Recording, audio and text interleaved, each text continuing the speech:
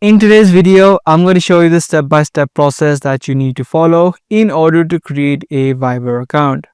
Viber is a popular messaging and calling application that lets you connect with people all over the world.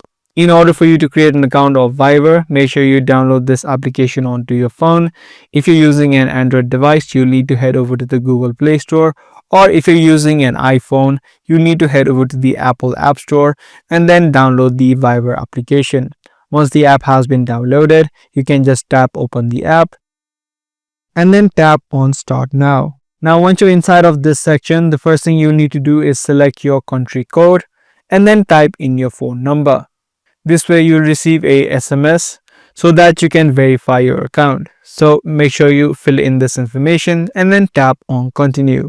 In the next step, you'll receive a 6-digit code on your phone number.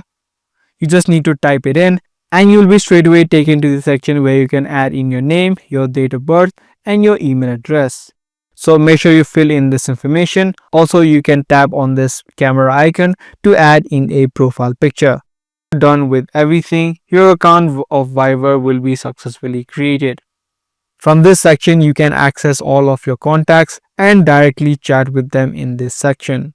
So that was the video about the way that you create an account of Viber.